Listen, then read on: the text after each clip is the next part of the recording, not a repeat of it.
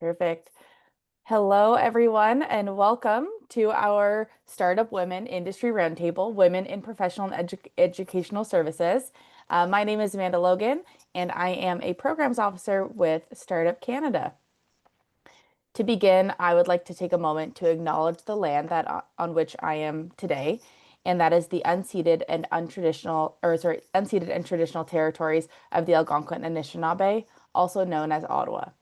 As we are a national organization, I would also like to acknowledge, with respect, the diverse histories and cultures of all Indigenous peoples. I encourage you to take a moment to acknowledge the traditional territory that you are residing on today. Startup Canada is a national nonprofit that is the gateway to Canada's entrepreneurial ecosystem. We're here to connect entrepreneurs with support, community, and tools they need to build a successful business in Canada. Startup Women is an annual program offering support to early stage women identifying entrepreneurs across Canada through topic-focused webinars, industry roundtables like today's, and meetings with startup women leaders. These monthly industry roundtables will provide attendees with a deeper understanding of trends and best practices in their sector and will leave with actionable takeaways and resources that they can implement into their business. We also have a short message from our co-presenting partner, the Scotiabank Women's Initiative. The Scotiabank Women Initiative is dedicated to your success on your terms. I'm shaping our industry's vision for the future. I can expand my business without borrowing from my family. I know I can face anything, thanks to my network. I'm ready for my next chapter. I'm inspiring future leaders. I'm making sure my family's future is secure. Define your success, and we'll help you achieve it. With unbiased access to capital and tailored solutions, bespoke specialized education, and holistic advisory services and mentorship. Join our community of women today, the Scotiabank Women Initiative. Wonderful. I would also like to thank our other co-presenting partner, UPS, our ecosystem partners, Mastercard, WEOC, and Constant Contact, and our community partners, and we'll add the full list into the Zoom chat. Today's session is for women in professional and educational services, and we're very excited to be diving into this discussion. We've added a schedule of today's section, and we'll bring it up on screen, where you'll see that we'll start with a speed round of introductions from each of you attendees. You can either do this on camera or in the chat if you prefer. And then we'll hear from 3 expert talks from our 3 guest speakers, followed by about 50 minutes of Q&A with our speakers. The last part of today's session will be networking breakout rooms where everyone will get a chance to connect with 2 to 3 fellow attendees and the speakers. This, we have 35 minutes carved out, and we'll do 3 rounds of them at about 10 minutes each. Okay, now we'll get started with attendee introductions. So if your camera is on, I'm going to assume you're comfortable introducing yourself, and I'll call on your name to start. But you're also free to introduce yourself and pop your LinkedIn in the chat. So as I said, my name is Amanda Logan, and I'm a programs officer with Startup Canada. And I'm just going to go to the first person I see with their camera on. Anne, Lori, do you want to introduce yourself? Hi. So my name is Anne. I'm the co-founder and president of Strategist Education, where we provide training and assessments for speech language pathologists, teachers, and resource teachers to support children, especially ones from culturally and linguistically diverse backgrounds. Wonderful, thank you. Next I see on my screen is Sue Sutcliffe. Hi, everyone. I was a lousy student. So when I got onto the internet in 93 and I guess it went commercial in 95, I had to learn how to become a teacher. So I hired a teacher that couldn't get a job to teach me how to teach. And I've been teaching people how to leverage the internet ever since. yeah, so that's, I love learning and I'm looking forward to this. Thank you so much for hosting it. Thank you, Sue. Next up, I have Tamara. Good morning, everyone. I'm Tamara Larson from Edmonton, Alberta, Canada. I have an organization called Learn Peace Canada. It's a national organization, and we work with educators and teachers and schools and community organizations on the concept of peace education and human rights leadership. So nonviolent communication, bias training, prejudice. We create safe spaces for learning, teaching, creativity, innovation, and growth. So a lot of team building, leadership development, mentorship, and we also have a mental health program for youth and to support them and their learning as well, as I am certified in psychological health and safety. So, we work together to build strong communities and support learners and educators in all settings. Thank you so much, Tamara. Next on my screen, I have Carolyn or Caroline. Sorry.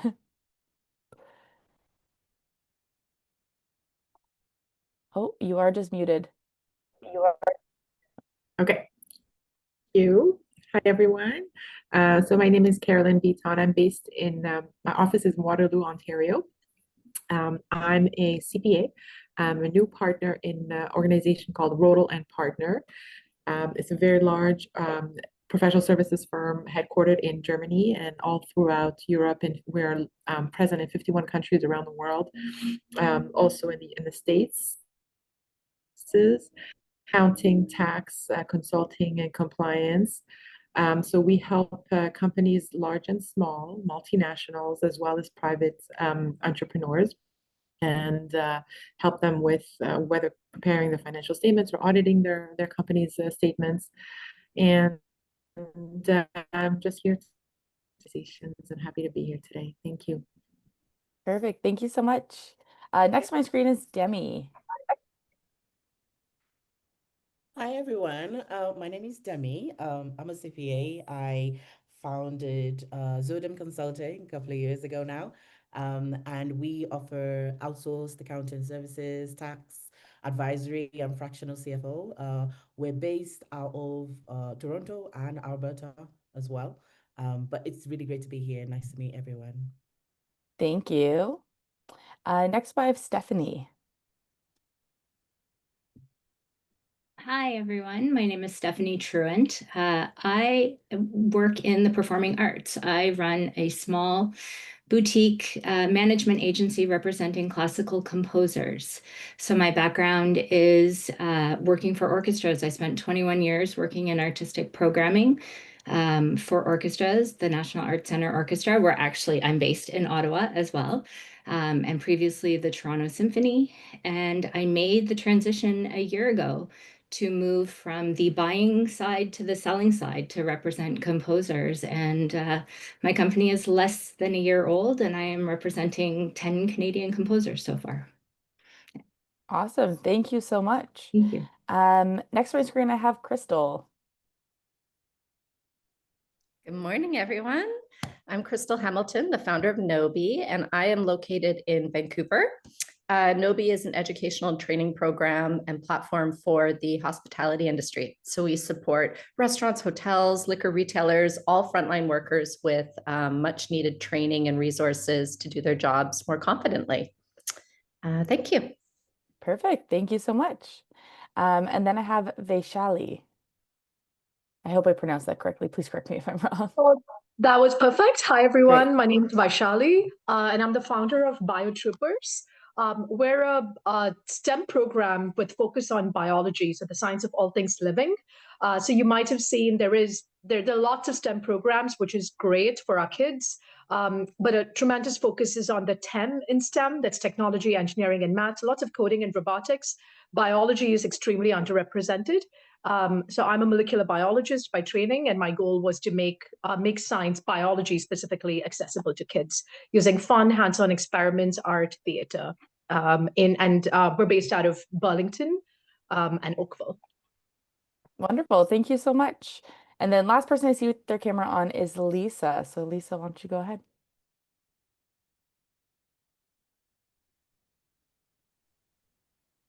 I'm on my phone and it's not cooperating with me. Hi, I'm Lisa. I'm in Vancouver, Canada. I have an HR consulting company. Can you hear me? Yep. Okay, I have an HR consulting company, and we work with mid-sized organizations to develop organizational and HR strategy for them. Thanks for having me. Thank you so much. And then I also saw Muskan, you turned on your camera, so if you'd like to introduce yourself. Yes, hi. I am so sorry I had shut down my camera because I was just finishing class. So my name is Muskan and I'm based in Toronto. I have a small institute where I teach English language classes, especially the language testing ones, like IELTS and self-preparation. Perfect. Thank you. Thank you. And Corinna. Hi, I'm joining you from Toronto. It's a beautiful day here, as you can see. So I really want to be outside. So I hope you guys can see me all right. But I'm actually the inventor of my Grow Box, which is the world's first portable garden that aims to specifically teach students how to grow their own food in schools, but it's an individual garden, you see. So each one has their own garden. It's a 1 square foot flat packed box that's made of biodegradable materials, fits into a milk crate. And the main problem that it overcomes for a lot of teachers is that the students can take the garden home with them in the summertime and they can grow with their family. Then they come back and they would plant it back into what we call a food forest. So we're actually using my Grow Box as the seed to build food forests in schools that will actually build a credible pathway for these schools to become carbon neutral by 2050.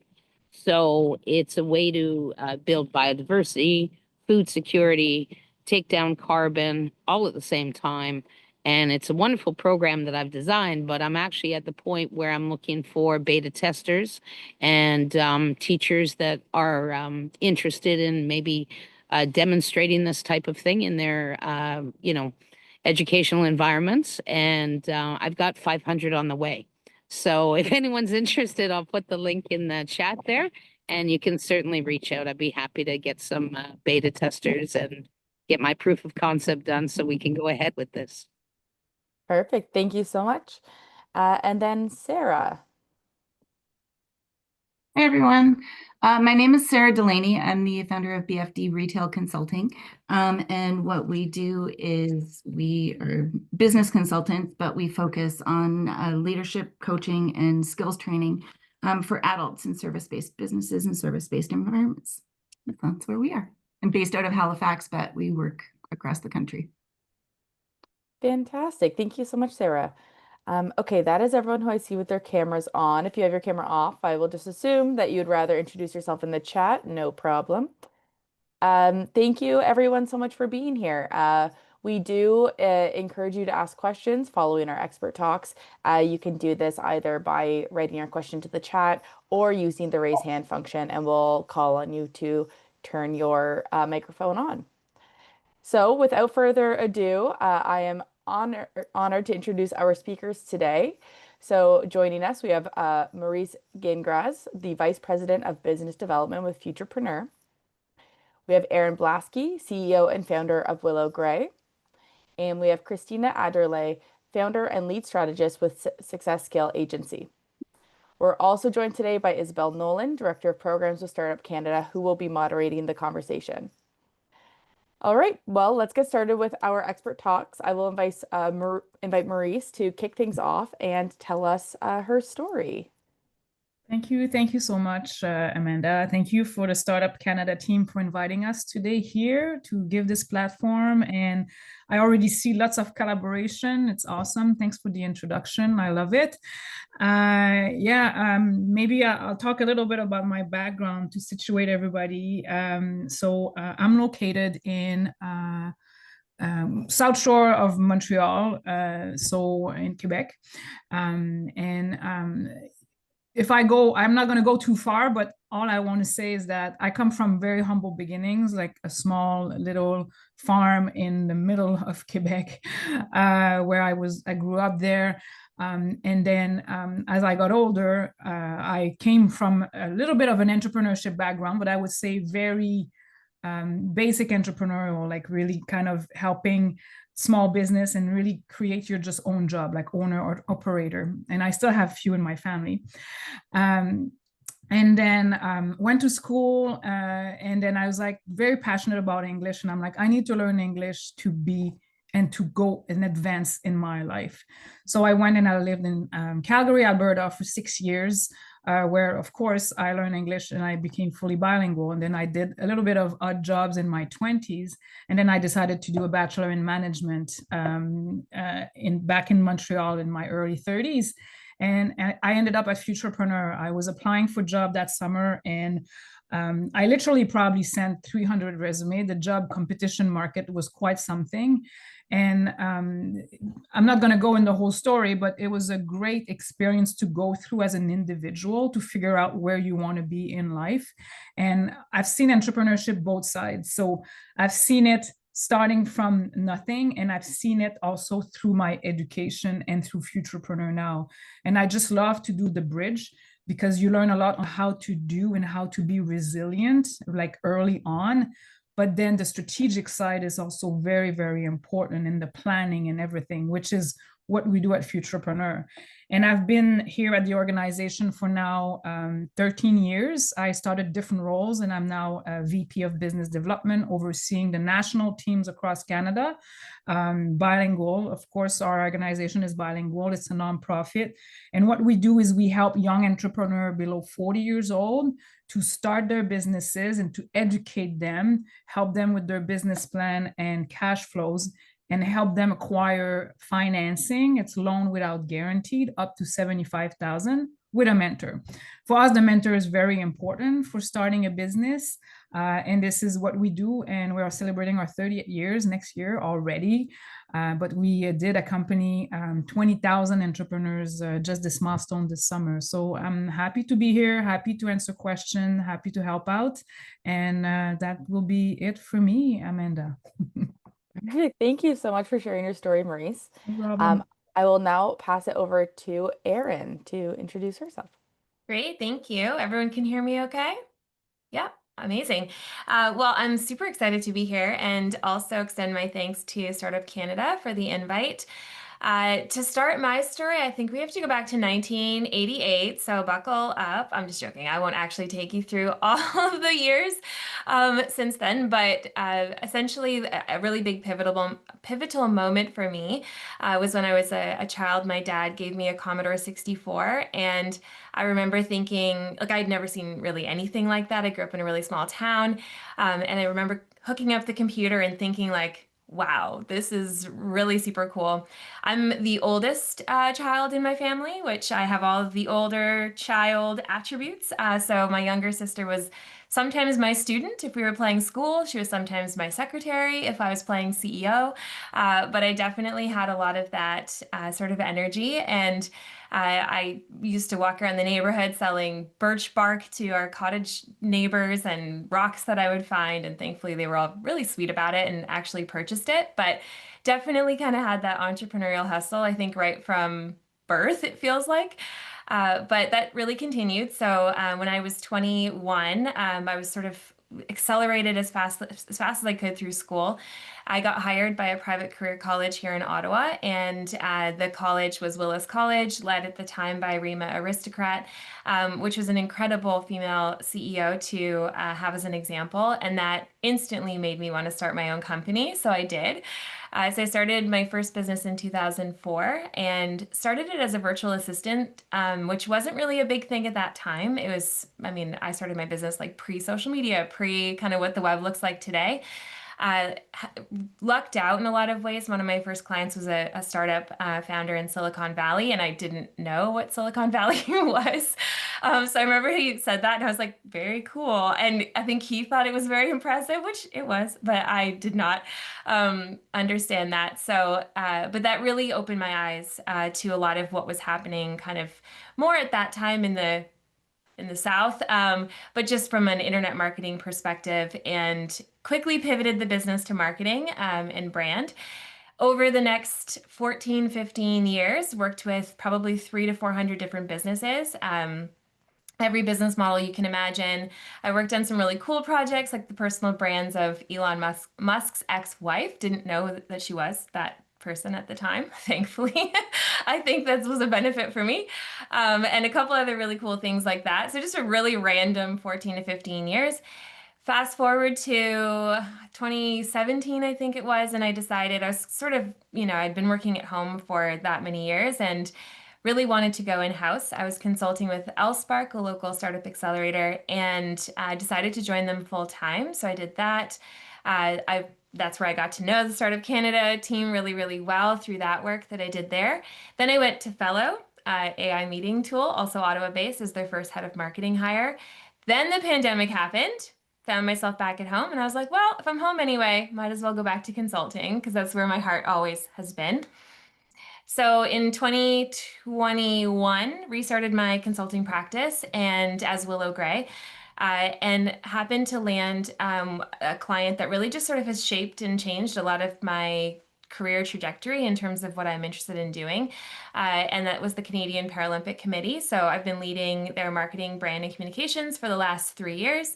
I got to go to Paris to the Paralympic Games, going to Milan as well in the winter, but that really has solidified for me where I want to take my business, which is going to be marketing for mission-based organizations. So my website, which I'm a marketer with no marketing, so my website will be coming out in the next couple of weeks, which I'm really excited about. Yeah, so just a bit of an interesting career path. Couple last little things really quickly. I've been a Futurpreneur mentor since 2019, so definitely would recommend anyone looking to mentor to definitely check that out. It's an incredible program, and the startup founders you meet through that are amazing.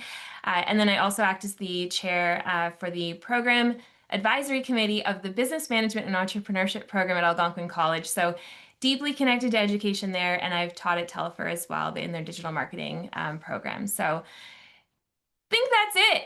Amanda, I got it all out. Hopefully I was less than 5 minutes. No, that was great. That was great. There you Thank you so go. much, Erin.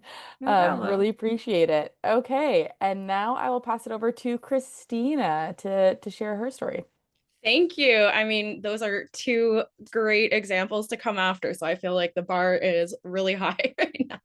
But thank you again to Amanda and Startup Canada for asking me to be here today. It's such a great honor. This is one of my favorite parts of my career, just like speaking with, other women kind of going through some of the same things. And that's important for me because I am speaking to you today from New Brunswick, and this is where I grew up. I did the thing the typical, graduates do, which is run to Ontario once they graduate. But I did find myself back in New Brunswick.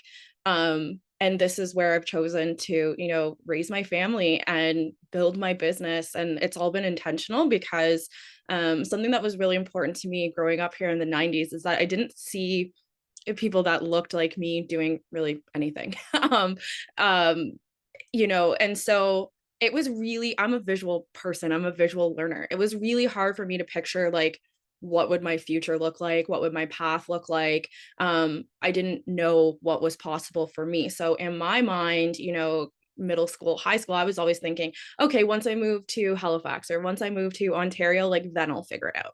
So like I said, that's what I did. And as I got into my early career, which at first was in communications, and then I found myself working at Shopify, where I got my first real taste of seeing, I think Maryse mentioned seeing both sides of entrepreneurship. And that's where I got my first taste, was working with, thousands of merchants from, like a college student just selling t-shirts on the side, all the way up to some multi, 7 and I think even 8-figure businesses on Shopify. So I learned a ton about digital marketing, the e-commerce landscape, but also business and customer success. And so as I'm going through these things, I'm realizing, like, imagine if somebody had told me what this would look like prior. What steps would I have taken sooner to like be here sooner? What would that mean for me? What would that mean for my family? And that's when I decided to really start like being vocal about the things that I'm going through, the the good, the bad, and the ugly. And that's where I really took to LinkedIn. And so I've been active on LinkedIn for a while. I've had spurts where, I had a job and I thought, who needs LinkedIn when you have a job? But over the last couple of years, I've really leaned in there. So I share my story there, but I also do that through local partnerships with organizations like BBI, if anybody knows what that is. They have a youth program for youth, Black youth interested in entrepreneurship and things like that. So, I do a lot of talks with teenagers and young adults. I've done some international engagements as well with universities in Africa and things like that. So I just think it's really important to try and be that representation. So everything I'm going to talk about today, all of the business, all of the career experience is really the thing that's always in the back of my mind is who am I paving the way for? And so I always just, want to show, female excellence and Black excellence in all that I do. So a little bit about what I do, and I know I'm almost at time here, but basically, like I said, I came up through customer success, but customer success really sits in the middle of organizations. And that was so exciting and interesting for me because I got to learn a little bit about everything. Wasn't a subject matter expert on every department, but I learned enough to be a really good partner. And that's when I started getting pulled into high stakes projects and being asked to support executives and support, senior leaders on their projects. They all needed help with strategy because I quickly learned that not everybody has that ability to zoom in and out the way that I do. And so as I enjoyed all of that, I started to think, okay, what if I could do this on a bigger scale? What if I could do this for more? And then also there's the whole aspect we'll talk about later, but I realized that when they say climbing the corporate ladder, I was climbing somebody else's ladder, not mine. I was just following the steps that I thought this is what you do when you become an adult, and you go through the steps and eventually you're, a VP, and then you're the chief customer officer, and that's just what you're supposed to do. But I quickly realized that wasn't the path for me. And so I just dropped that ladder and built my own. And so that's brings us to today. That is amazing. Thank you so much, Christina. Thank you to all of our experts for your backstory. Now I will be passing it over to Isabel for a panel discussion. For those who feel comfortable, we do welcome you to turn on your cameras for this portion. We have some prompt questions to start. However, we do encourage all participants to ask questions. You can do this by using the raise hand feature, and we'll call on you to ask the question out loud, or you can pop it in the chat and we'll read the question out for you. So thank you so much. And Isabel, I'll pass it off to you. Wonderful. Thank you so much, Amanda. And hello, everyone. Great to meet you all. I'm Isabel Nolan, Director of Programs at Startup Canada. I'm typically based in Vancouver. I'm actually calling in from Dublin, Ireland. I'm visiting some family at the moment. So I'm a little bit ahead of everyone else, but absolutely delighted to be able to join and participate in today's discussion. Also wonderful to see everyone with their cameras on, and we really strive for this to be a conversational, candid conversation with everyone involved. So we have our speakers here to kind of guide with the advice. And like Amanda said, we have some starter questions, but really love to hear from you, the attendees. I'm sure you've come here today with a goal or something that you need support with. So please don't be shy in asking your questions. But maybe I'll kick us off with a couple just to kind of get everyone warmed up a little bit.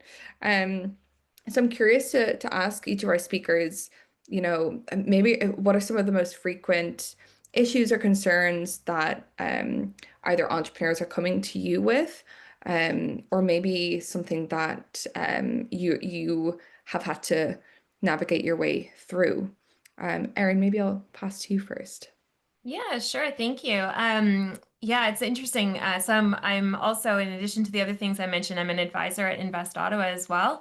And so through that work, I'm meeting with founders every single week. And I also participate in a separate program called She Boot, which is for women entrepreneurs. So basically hearing from, I would say, a fire hose of people all the time. And then, of course, I've been an entrepreneur for 21 years. And so there's lots of things that I'm hearing as well. And I think in the professional services space, and it really just depends on what you do, but there's often, because in many cases we're trading time for money, it can be really hard to scale those types of businesses, right? It can be really hard to figure out, like, what do we put in place to actually allow us, to have that infamous passive revenue, the infamous make money while you sleep kind of situation.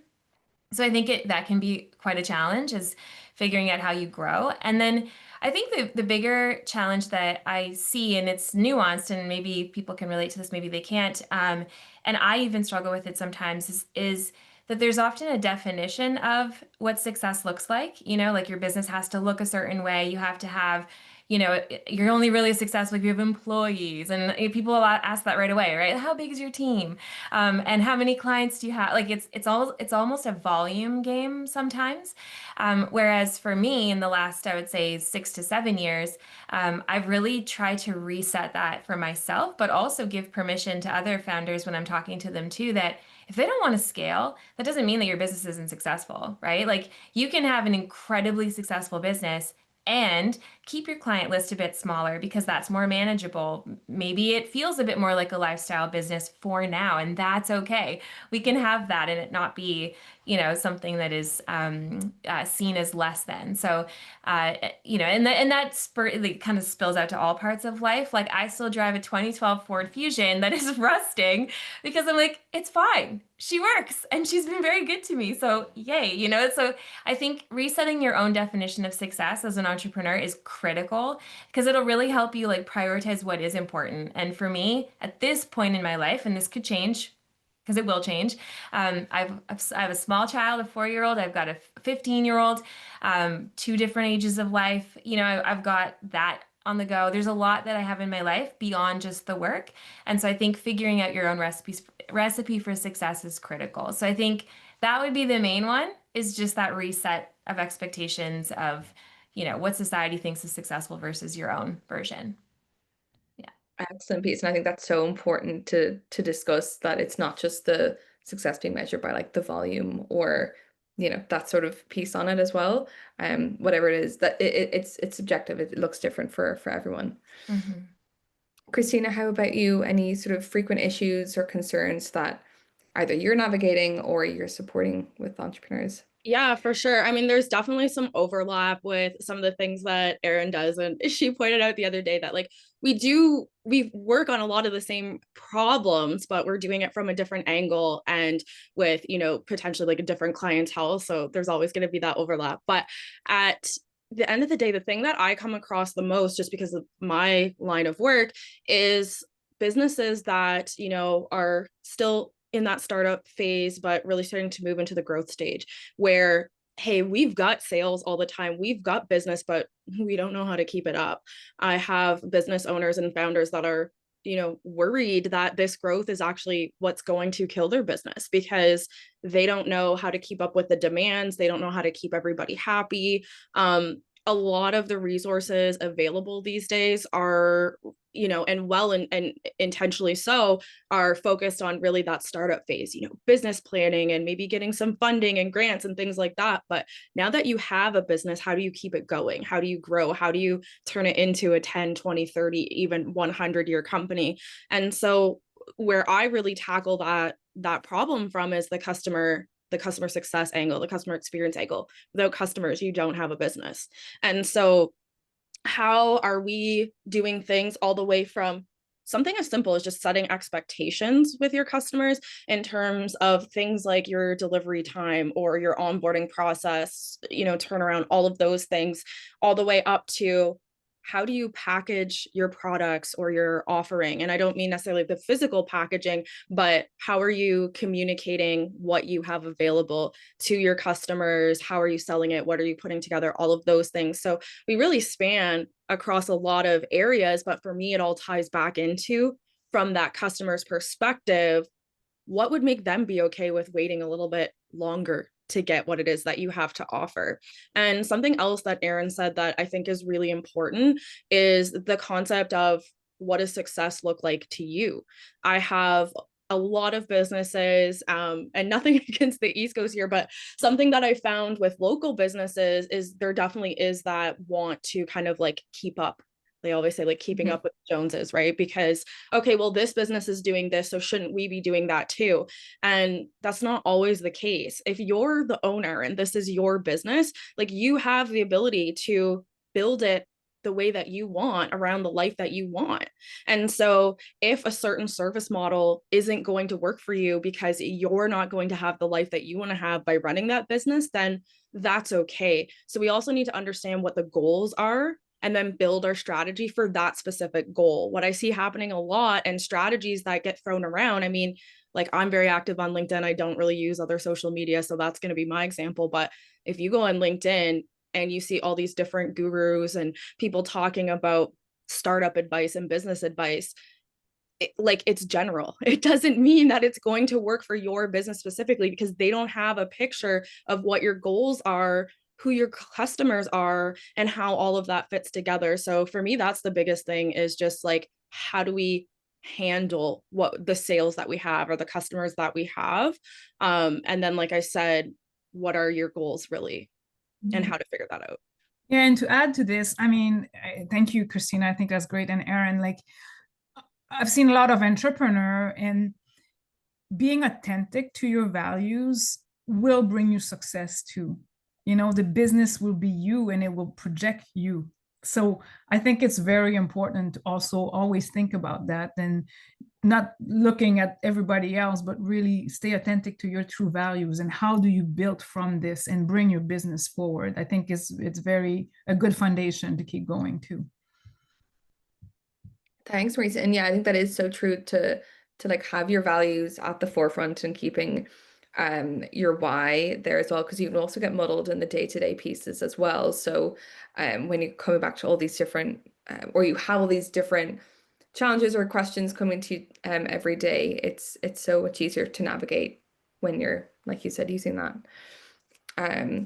Is it Saidat? You have your hand up for a question?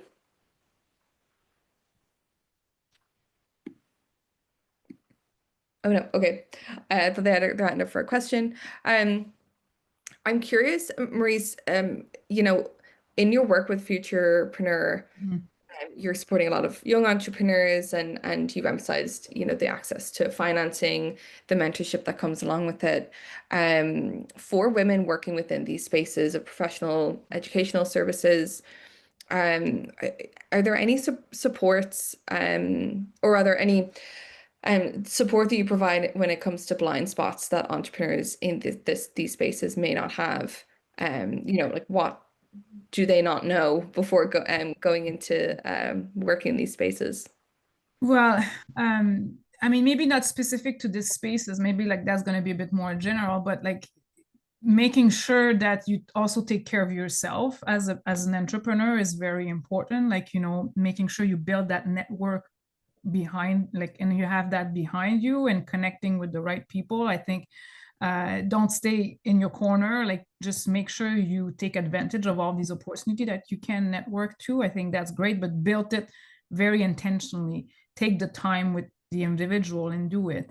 And as you are navigating in this space of the education, try to see and understand your industry. Like, that's very important to understand who are your competitors, but who are also the closest to your industry that can help out, right?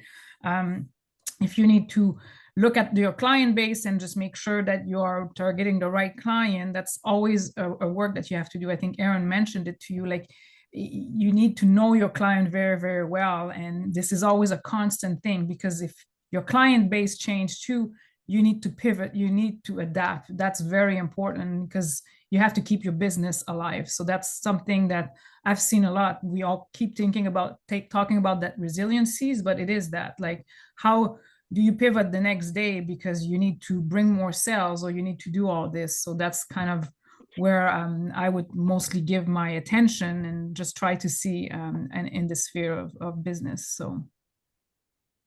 Thank you so much. Saidat, do you have your hand up to ask a question? Yes. Yeah, I was trying to get the video. Yeah. Okay. So thank you for, I'm Saidat.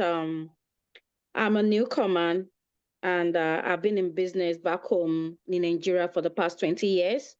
But being a startup company here for the past 1 year has been challenging. And what I've really helped me to get through is that I have to go back to the reason why I came here to do business, what is my goal, and that was the driving force for me to move forward. And I kind of align with what you are saying, as in the purpose.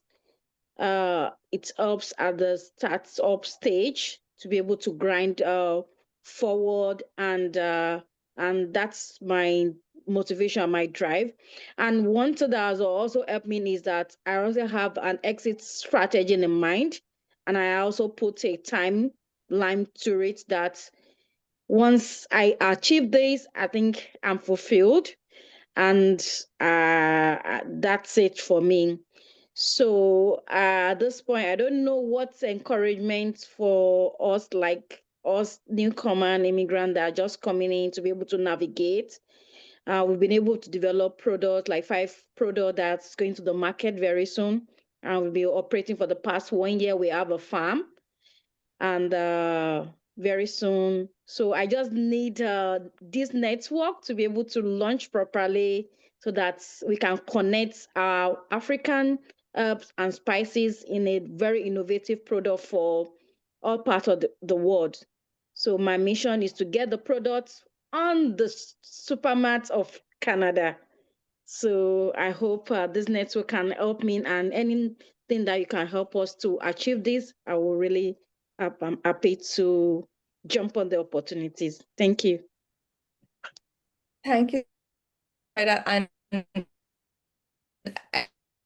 Erin, I was just going. Is Isabel choppy for everyone?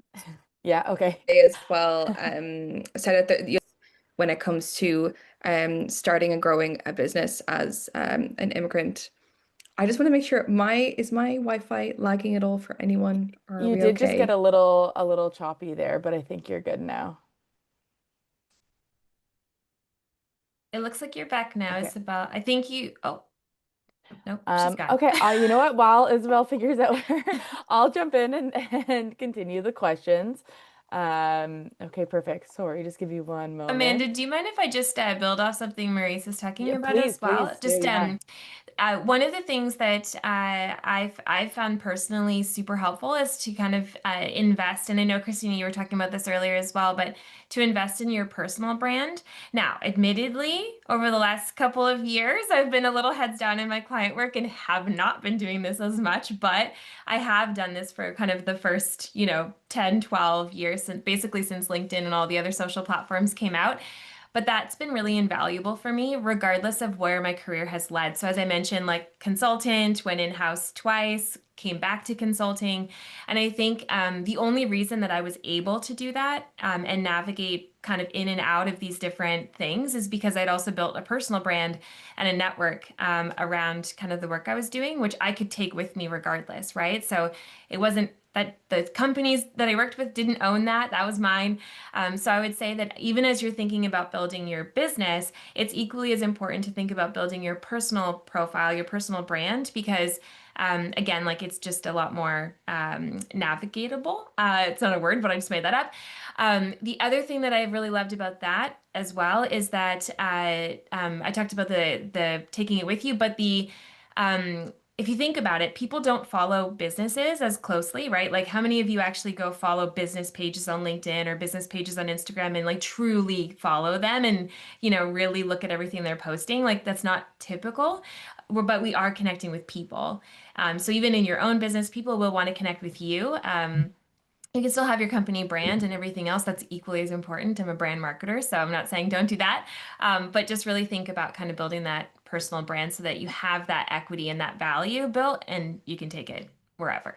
So I just wanted to build off that because I thought that was something that I think some of us have started to do, but it's just, really critical. That's great. Thank you so much, Erin. My next question actually is for you, and I feel like this might build off of some of what you were saying, but given you have so much experience in accelerators and working with startups, you've had the opportunity to see a lot of ecosystem patterns, I'm sure. So from your vantage point, what unique challenges, but then also possible opportunities do you see for founders in specifically the professional and educational services sector, possibly versus some more product or tech-based startups? Yeah, well, it's actually really interesting because I'm seeing more and more, especially in the education sector and even in the pro services sector, I'm actually seeing more founders start to look at ways to productize their services. So if I go back to what I was saying at the beginning of the call in terms of like the scalability of what we do, and I'm in the same boat. I still trade time for money, as a consultant. So I'm seeing a lot more of these companies that started as a pro services, whether in education or outside of education, but they quickly look for ways that they can productize. So what does that mean? It might be building a platform, maybe it's an analytics dashboard, maybe it's some piece of light tech where your clients get access to something that they wouldn't otherwise get access to. And then over time, I'm seeing those same businesses start to shed away the pro services side and then really focus on kind of the technology side. A great company to look at for this.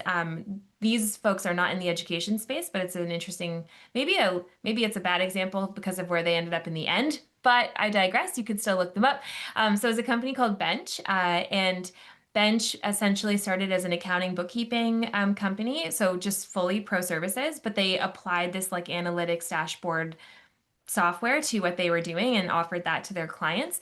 And then they were able to raise millions and millions of dollars as a tech company, but they actually weren't tech. Like they were traditional pro services, but just with this like tech wrapper. So I would say in terms of like future facing, especially with AI and the ability to spool up some of these things a lot more easily, I think we will see that a lot more, and people will have to think about the future of tech and how it pairs together with what you're doing from a pro services side. And then, yeah, I would say that's probably, I've said enough, so I'll leave it there. That's probably the main thing I'm seeing. Yeah, would love to hear if there's anything Christina or Maryse would like to add to that as well.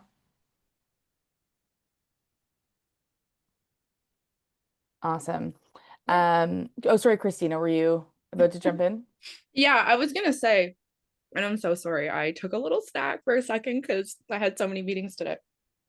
As I'm sure many of you had. So we appreciate all of you for being here. Yeah, so when Erin was talking about productization, like that's huge. I'm in the middle of it myself right now, developing some tools to go along with the strategy analysis side of things and the analytics and the dashboard. And so I stand by it 100%. And sometimes it's not always just like a tool or something that goes with it. It can be the way that you sell things. So when I first started, everything was custom and it was very draining.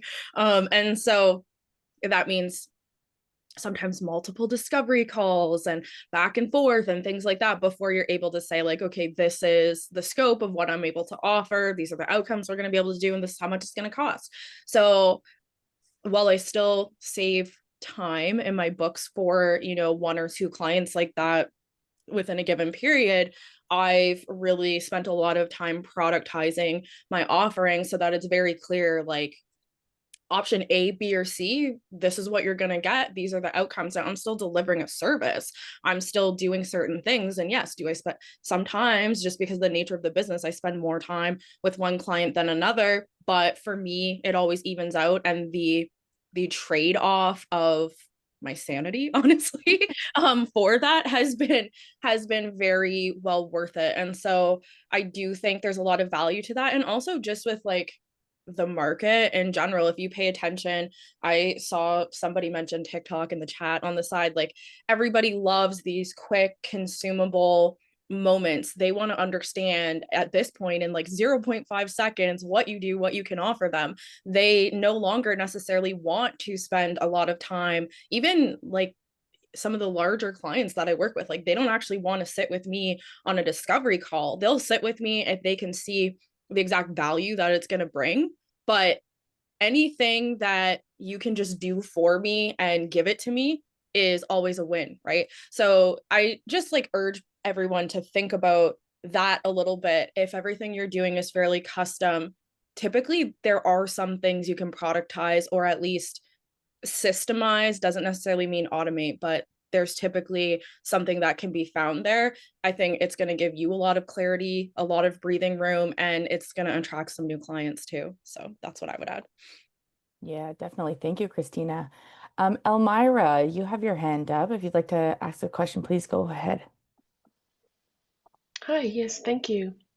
My name is Elmira Aksai, and I'm the founder of Elmira Aksai Architecture based in Vancouver. My question is about the productization, and the reason I've been thinking about how to create a tech for architects and in architectural field, and it's kind of always a battle in my mind because my passion is architecture and I am a designer. So when I go that route, it's like I'm kind of parting away from my passion. I don't want to trade my time for money, but at the same time, I see I'm stuck in this world with lots of regulations around our field that cannot be turned into a product, of course. And the second part is I basically need to work with lots of programmers and developers and learn how to be a developer. So that's a very huge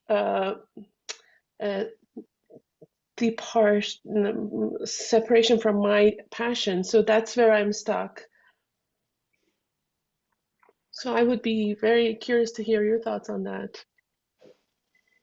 I was just typing in the chat, so I'm happy to give a quick answer, and then I'd love to hear from the other panelists as well. But I think the biggest thing when you're thinking about productization is to solve the problems that you have, especially if you are working in that already and you intimately understand it.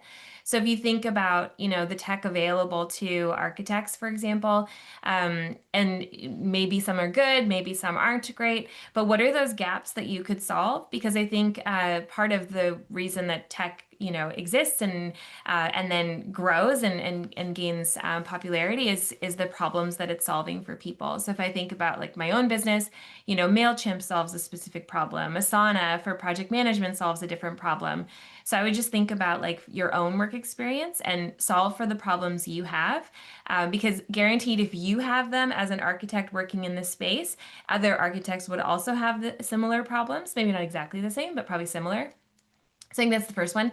And then the part about the technical aspect of it, that is hands down the biggest challenge that every founder that I come across, especially through my work with like Invest Ottawa and other places like that, is if they are a non-technical founder, but they are more of like, I would say, have this niche or this expertise, that is the hardest part. So the best thing that you can do is try to find a technical co-founder, and they are out there. And some of I'm not sure if Startup Canada offers something like this, but organizations like Startup Canada and others sometimes will offer like a technical co-founder like speed dating event. It's kind of funny, like if you're a non-technical founder, to find your technical co-founder. So you could look at some opportunities like that as well. The last thing I'll say is like AI now. If you can become comfortable enough with AI, there's quite a bit that you could do even to come up with an MVP.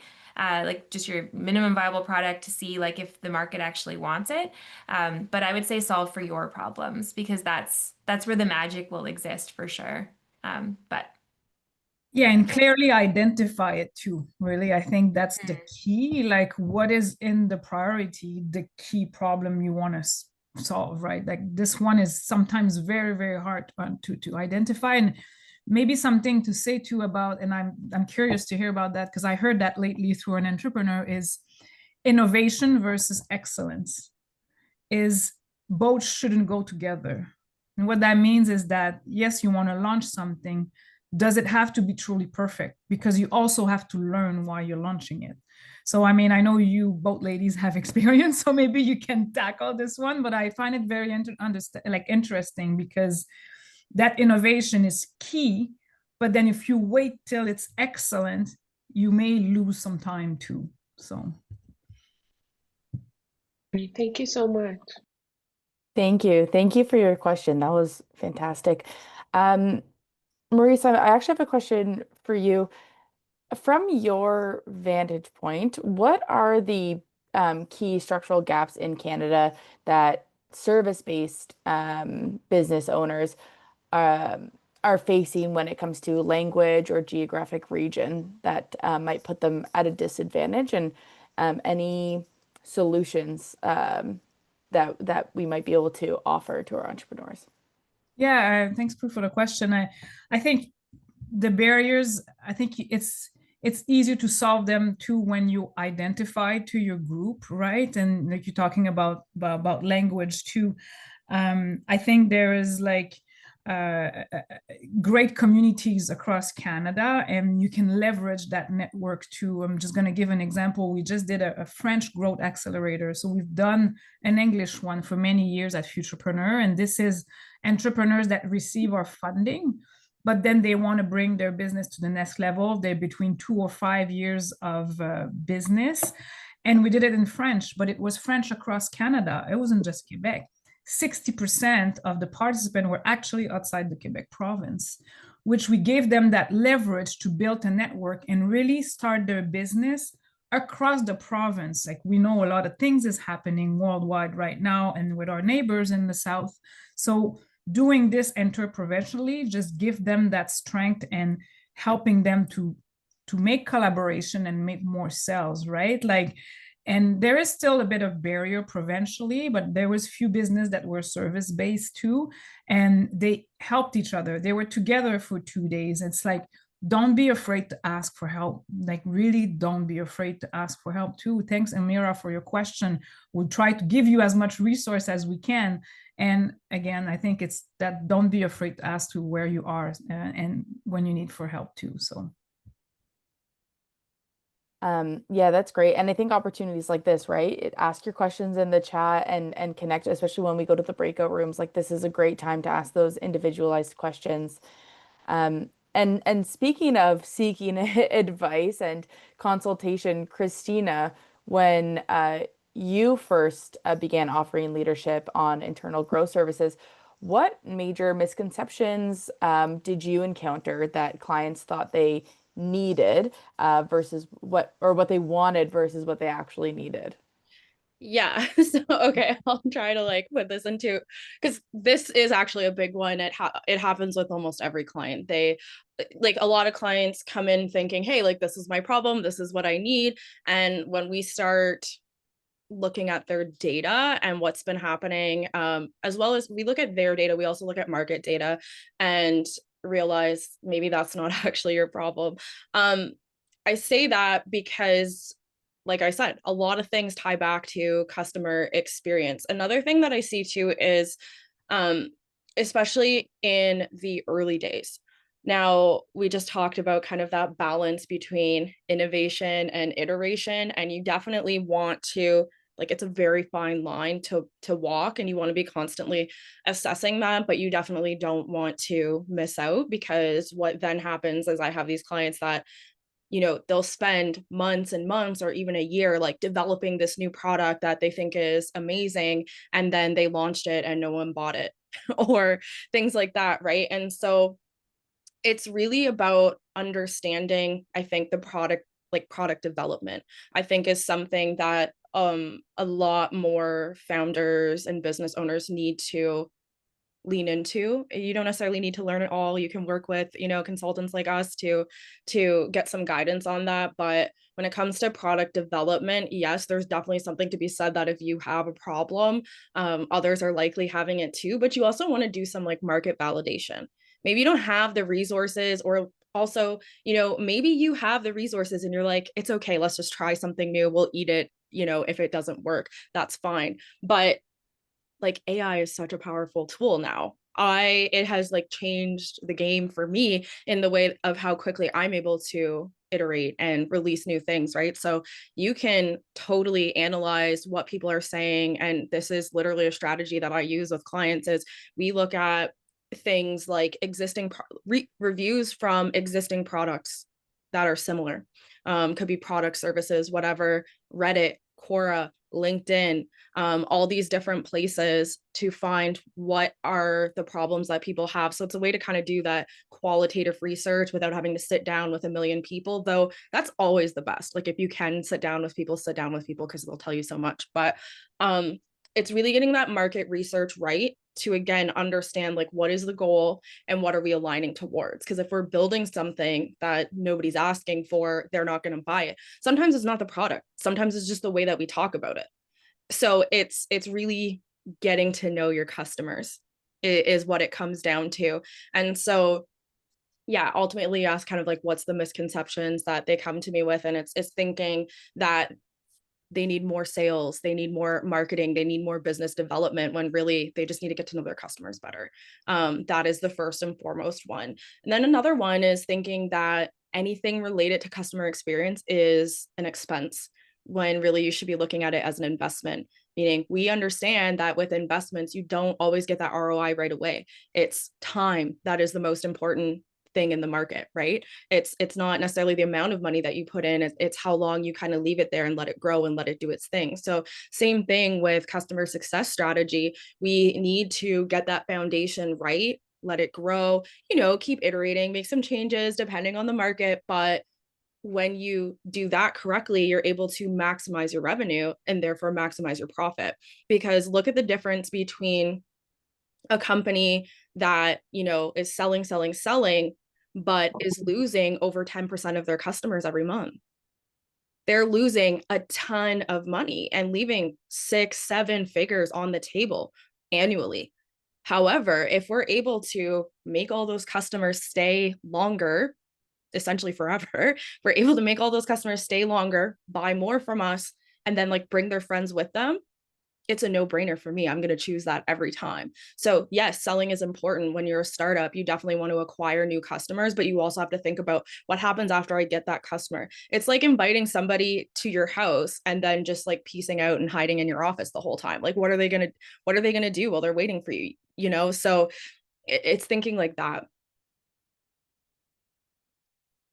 Yeah, that's fantastic. Thank you so much, Christina.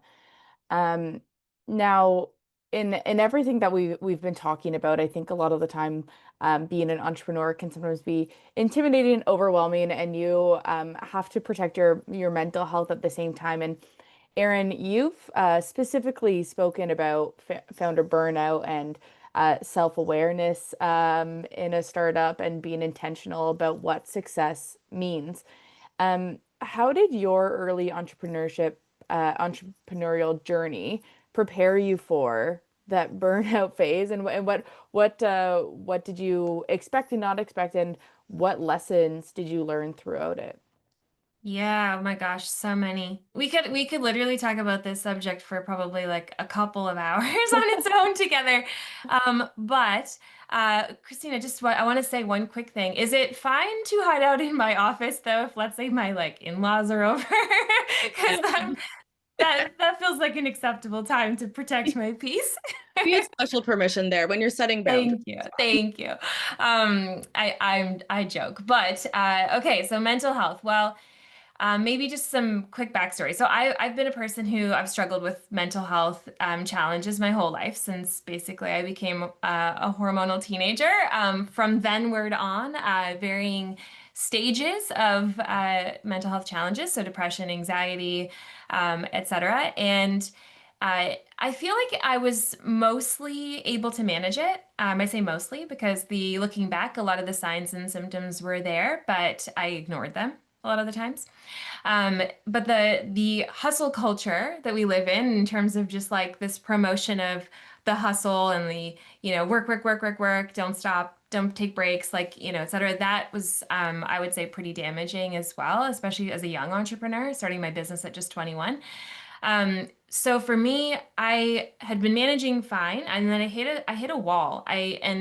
Again, looking back, there was a lot of whispers that I ignored, and then the whispers became roars, and I still ignored them, and then the roars became debilitating depression, where I couldn't function, couldn't get out of bed. Walked into a clinic one night, and I'm an oversharer, by the way, so we're gonna get cozy together. But walked into a clinic one night and said, if you don't help me, I may not make it through the night. So that's where we're at right now. And that was a huge wake-up call for me, because my daughter was really young at the time too. She was only, I think, 3. And I just realized I had been doing way too much, taking on way too much, not saying no, not protecting my boundaries, not protecting my peace.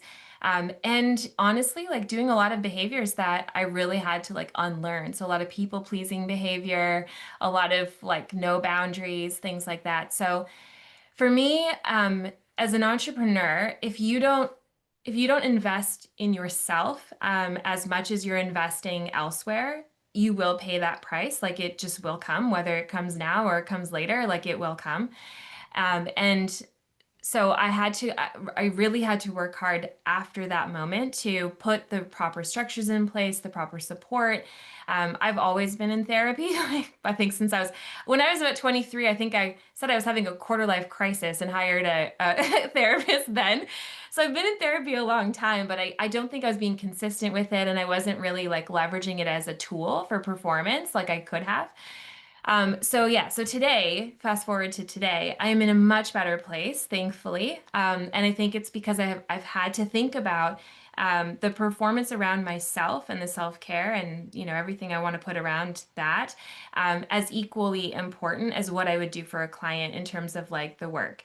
Now, do I still experience some moments of anxiety? Yes. Do I still get sad and down sometimes? Yes. But I don't let the whispers now become the roars that become debilitating. I get ahead of it right away. A few little things that help me, and maybe it'll help you too. Say no more. And no is a complete sentence. Like it can be a no. I was doing way too many workshops and talks, and I love that it fills me up. Like I get so much joy out of it, but I was overextending. And so I just said, no, not now. I can do it later, but not now. So I think you just have to get really clear about what where you want to invest that energy, protect your energy, surround yourself with really great people you can talk to and be open about it, and really recognize your physiological symptoms too of, stress and anxiety and burnout. The very last thing I'll share is that I actually had undiagnosed ADHD. Didn't realize I had it. Not surprising to anyone who knows me. If you look through my LinkedIn, you probably could diagnose me. You could be like, Erin, if we look at the last 21 years, it's pretty clear. I didn't know though that I did. And a lot of my anxiety and the burnout, the hamster wheel, everything that I was on was very connected to that. So as I treated the symptoms of ADHD, I did find my mental health got even better. And so today I do feel like I'm probably in one of the best places that I've been from a mental health perspective, but it requires that work and the intentionality, the awareness, and the boundary setting everywhere. Okay, off my soapbox. Now I'm mental health, but very passionate about this topic for sure. No, I think it's great. And Erin, I really appreciate you being so open. I think the only way we can move forward is when we're open and Yeah. support one another through these conversations. I also think, we're starting to have the conversation a lot more about mental health in the entrepreneurial space. We're also starting to have the conversation a little bit more about specifically what it's like to be a woman in the entrepreneurial space. And it can be different from our male counterparts. And so I was wondering for any of our experts, if you wanted to speak to that at all, about maybe what differences you've seen for yourself as a woman in the space. This is Startup Woman after all, but then also how we can support one another a little bit further. Yeah, I would love to jump in here. Before I dive straight into like the comparison with our male counterparts, like so many, good things that Erin shared, but it kind of reminds me, and I don't know if I'm like dating myself here, but if anybody's a Jim Carrey fan, the movie Yes Man, I've always wanted to write like a satirical opposite to that, which is like the no woman, because that is what we need to learn to like. No is a full sentence, and we just need to have power in that. The other thing I wanted to touch on, because I was enjoying some of the conversation happening in the chat as well, was the element of, or the intersection actually, between like entrepreneurship and neurodiversity. And I think it's not surprising that a ton of female entrepreneurs are neurodiverse, or they may be diagnosed or maybe have the traits, but not necessarily have had that diagnosis. Unsurprisingly, most women in North America stay undiagnosed or don't get diagnosed until they're adults. Like Erin, I wasn't diagnosed until I was like, I think I was 19 when I was first diagnosed, and I have it directly in my immediate family, and yet they were like, oh no, she gets good grades, she's fine. But I wasn't. And it wasn't until I went to university, and just the whole school system was so different than what I was used to in high school, because I had from kindergarten all the way through grade 12 to really learn how to hide and mask and fit in with that environment. And then university was this whole new thing, just threw everything off for me. And I was like, you know, it came to a point I almost dropped out of university, and, you know, I'll save that story. Maybe I'll share that on LinkedIn, so we don't take up too much time here. But all to say, I think there's a lot of interesting, you know, intersections and the different things we're talking about. So moving on to the differences with our male counterparts, obviously there's tons. We have completely different, you know, lived experiences when it comes to just our social existence. In Canada, if we look back, I was a sociology buff. Like, I find all of that stuff very, and history too, I find that very interesting. And so when I look at, you know, my experience and the experience of women that I know, is, you know, the thing I see the most, which, you know, used to be a source of pride, but something that actually like makes me feel bad, is how much we over deliver and overshare. And I don't mean oversharing about our personal life. I mean like our knowledge and our value. A lot of the advice that's still being thrown around on different social media platforms right now is over deliver, overshare, work for free until somebody offers to pay you. And who's giving this advice is typically 35-ish white men are giving this advice, and that's not necessarily the same advice that's going to work for me, because again, we're perceived completely differently in the marketplace and in the workspace. So what I used to think I had to do was basically like give people free strategies, suggest how they could implement it. Basically, I was doing my entire job for free. I just wasn't I just wasn't coming in and doing the implementation work. And I was doing that over and over again. But what all that did was train people that if you ask her questions, she'll answer them, and then you get everything you need for free. And so obviously that's not a great way to do business. At the end of the day, we need to make some money, right?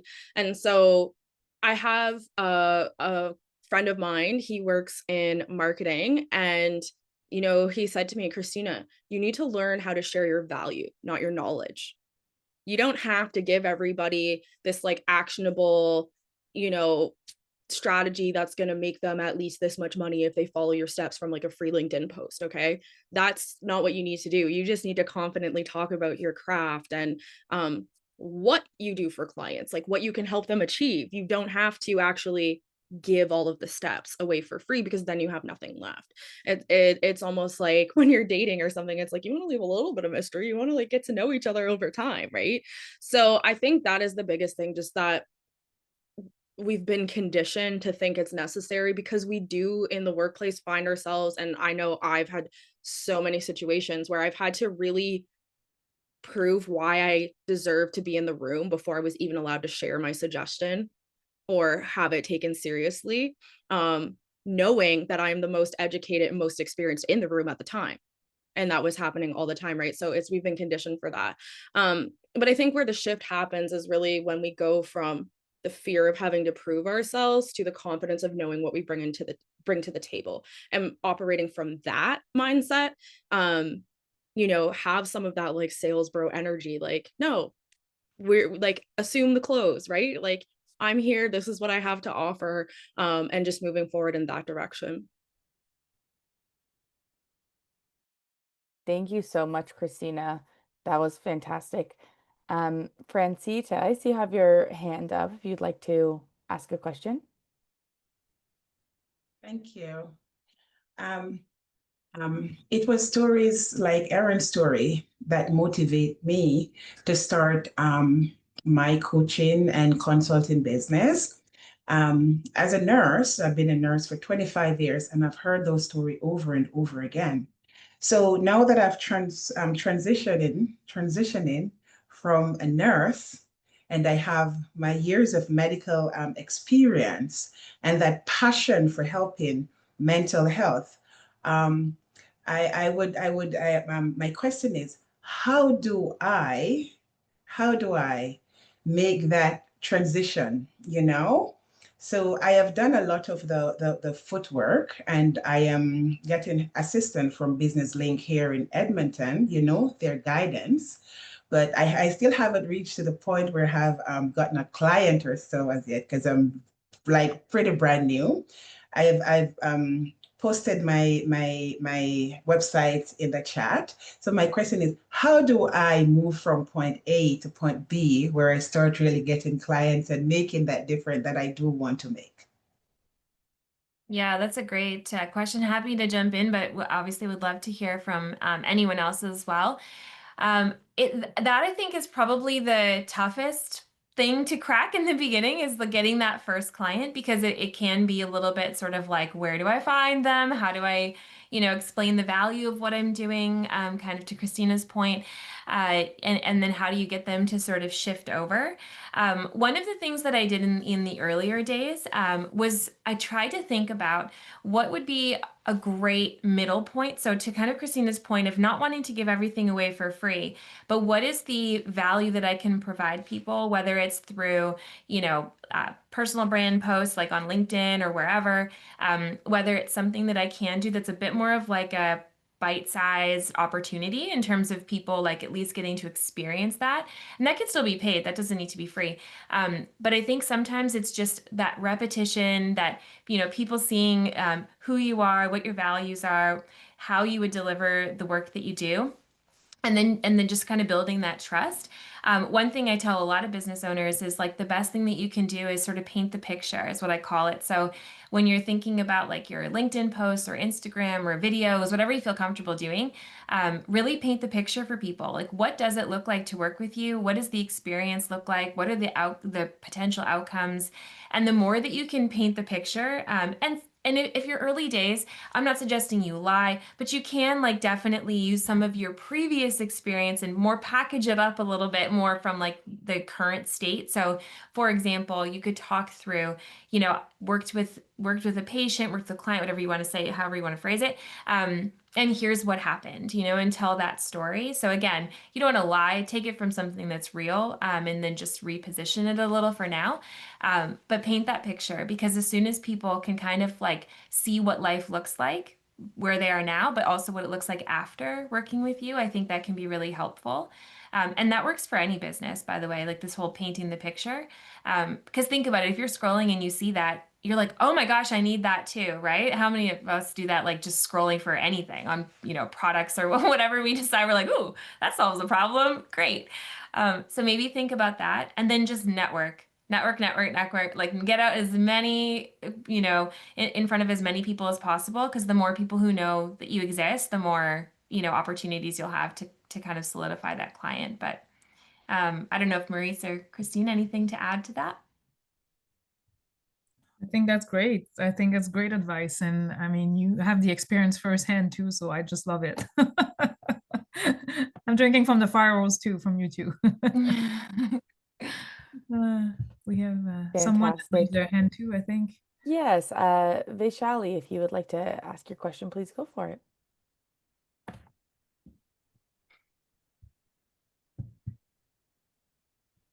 Okay.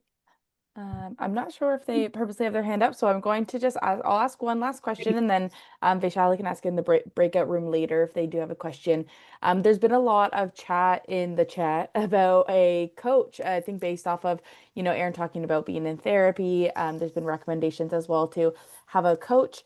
And so for all three of you, our last question before we go into the breakout rooms, could you explore exactly what a coach could do for you and for your business? I think we also might have some entrepreneurs in this call who that is the business that they're setting up. So from the other side, as someone who might be looking for a coach, what would you expect to receive from that business? Yeah, I don't mind starting off unless anybody else has something to jump in with there. But for me, what I think it's that the coach really helps you bridge insight to action. What was also really powerful for me in working with different coaches was how they help you look introspectively to understand what it is that you actually want. What do you want to achieve? How do you want to do things? How do you want to proceed? It's the best coaches ask the toughest questions, in my opinion. So I do believe try different coaches, find one that you feel has the expertise, has the knowledge, and also the personality to connect with you. I mean, at the end of the day, there's so many different people, not all two people are going to connect in the same way, and that's totally fine. But also bring a little bit of like a thick skin into the game to understand that these are the things I have to ask myself in order to move forward. Sometimes it's the things you've been avoiding or, you know, truthfully making excuses for, or things like that. And so just having this completely honest, non-biased, it's not even feedback, but forcing you to, like, this person forcing you to ask yourself these questions and verbalize your thoughts on it is so powerful.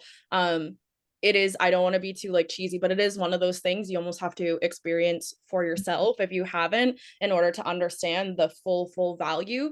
But at the end of the day, I would say it's, you know, working with this person to help you understand what you want out of the career, translating what you want into action, helping you come up with, okay, what are your next steps from here? So it's no longer just a dream. Now it's a workable goal.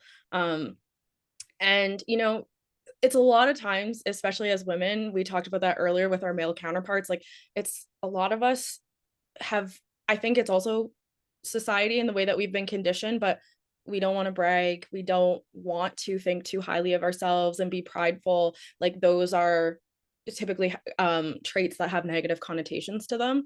And so we think like, ooh, I don't want to, like, it's very difficult to talk about all these great things about yourself. But in business, you've got to develop that skill, because it's an essential communication. You have to be able to communicate what it is that you have to offer and why you're the best one to do it. You have to communicate that. So working with a coach can also help you focus and find those wins and skills.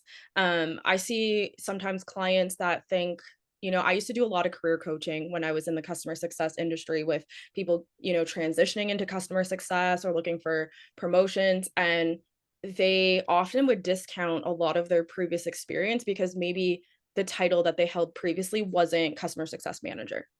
Maybe it was like customer support advisor or something like that, but there's transferable skills. Even when you're a new entrepreneur, are you, you know, working in the industry where you spent your entire 20-year corporate career? Those things don't just go away because you've changed titles. There's things that you can pull out all of that. So working with a coach to help you like identify those things and bring them out. So now you have the language to communicate these things. I think those are all the different benefits of working with a coach. Yeah, and to add to that, thanks, Christina, like, working with a coach will really help you go deeper and show you how to find the answer with all the questions, right? Like, and it's sometimes just a way that the question is worded that makes you come to this, and you just don't see it clearly. And this is, like you mentioned, like, you got to try it to experience it. But yeah, I mean, you can have also, like, we offer mentoring, like, what's the difference? And sometimes the mentoring really is going to help you with the business too, but I feel the coach is very personal to you as an individual, which is very related to the business. But to us, the mentoring to also help, if like Erin is a mentor, it also helps to say like, hey, I've gone through this and I've done a few things like that, and I'm there to support you. Like, I'm the sounding board to help you, and then just making sure to ask the questions to come up to your own answers. So I think that's really what comes at the bottom of it. So yeah, and maybe I'll just, before we close out on this one, I'll just add, so here's a little secret. I've actually never had a coach. I've never hired one.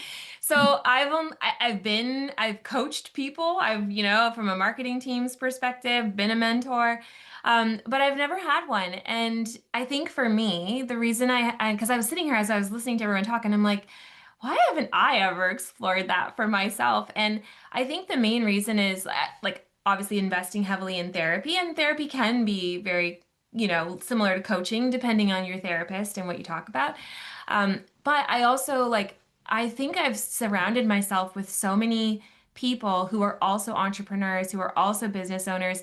And like, we have very deep, authentic, vulnerable conversations about entrepreneurship, just, you know, sitting around in our living rooms and connecting. And so I'm realizing, I think I've kind of turned everyone into a bit of a coach. Like, if I'm talking to them, I'm like, ooh, tell me more about that. And I'm so curious about other people's experiences that I really dig in and try to learn. So I've not formalized it, but I just thought I would share that just in case anyone else is like, oh, I absolutely need one.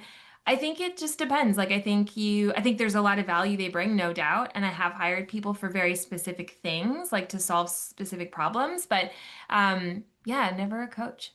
So sharing that for what that's worth too. I love that. Amanda, if it's okay, I just wanted to add one other thing based on something that Maryse mentioned, which was the difference between mentorship and coaching. And so in the industry, we have mentors, we have coaches, we also have consultants, and a lot of times I do see these words being used interchangeably. Technically, if we pull out the old dictionary, they are a little bit different. Mentors typically are someone who've gone before you, done the thing you're looking to do, and can talk through their past experience with you so that essentially you don't make the same mistakes that they did. You're getting a shortcut to success. And so that's mentoring. When it comes to coaching, this is somebody who's guiding you to understanding, guiding you from, thought to action. So they're going to push you. Think of like a coach on a sports team. They're going to give you the exercises you need to be doing to keep yourself conditioned. They're going to tell you maybe if you're competing competitively, like what you should be eating right before a game or something like that. They're giving you all the tips, the tools, and they're going to be with you every step of the way, like as you're doing the actual thing, but they're not doing it for you. They're not getting into the ring and fighting your fight, but they will, they're like a feedback partner, but they're also using their expertise to suggest specific steps. It's not just listening like in therapy. It's also, okay, we'll try this, try that, right? And that's why we specialize in certain areas. And then you have consultants who, sometimes you can lean more towards the advisory side, but typically with consulting, there's an implementation piece there, meaning not only are we giving you the strategy to do the thing, but either we're doing it with you, we're giving you some kind of delivered product or result. So maybe if it's marketing, you're getting a marketing strategy, or you're getting social media content deliverables or things like that. For me, it's the strategy, customer success playbooks, all of those things. But then I'm also training the businesses on how to utilize those things. I'm advising them on how to implement it into their tools, their software, those types of things. So a lot of coaches that you encounter, whether it's formally or informally, are doing a bit of a blend of all three. But it's also helpful to know what it is that you're looking for based on where you are at in a given time too. So I think if you're looking more for like a mentor, you can find those easily in communities like this, social media, in-person networking events, coaches. Sometimes you have to be a little bit more strategic and looking. Same thing with consultants. So just wanted to throw that out there in case it helps anybody who's like actively looking for support. Fantastic. Thank you so much, Christina, Maryse, and Erin. I think it's really great to hear everyone's different perspective and experience with coaching or mentorship or therapy. Okay, great. So